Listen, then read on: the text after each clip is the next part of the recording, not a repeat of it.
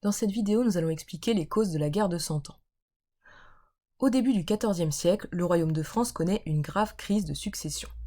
En effet, en France, c'est la loi salique qui s'applique, c'est-à-dire que le pouvoir se transmet de père en fils. Le roi de France, Philippe IV le Bel, a eu 3 fils. Malheureusement, ces 3 fils sont morts sans héritier masculin. La France connaît donc une grave crise de succession, et c'est le neveu de Philippe IV le Bel, donc le fils de son frère, celui qui va devenir Philippe VI, qui va monter sur le trône.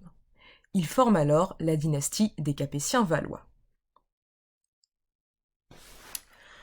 En vertu de la loi salique, la fille de Philippe IV le Bel, Isabelle, a donc été écartée du trône. Isabelle a été mariée avec Édouard II, le roi d'Angleterre, avec lequel elle a eu un fils, Édouard III, qui lui aussi aurait pu prétendre au trône de France à la place de Philippe VI, cousin des derniers rois de France. C'est cet événement qui est à l'origine de la guerre de Cent Ans.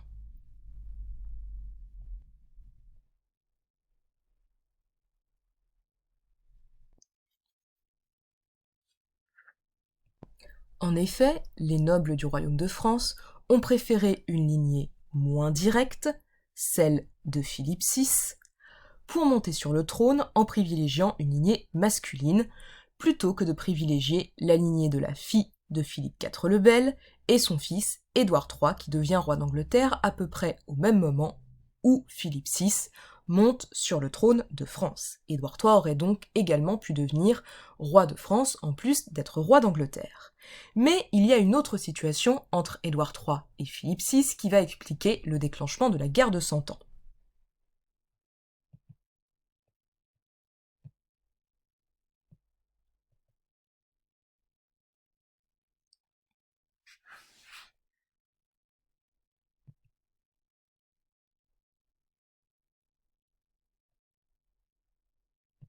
En effet, comme vous avez pu le voir dans la partie du cours précédent, le roi d'Angleterre est également le vassal du roi de France pour certaines terres, donc un fief qu'il possède dans le royaume de France. C'est toujours le cas au début du XIVe siècle. En effet, le roi d'Angleterre, donc ici Édouard III, possède des terres dans le royaume de France qu'on appelle donc la Guyenne. Il est donc le vassal du roi de France pour ses fiefs de Guyenne.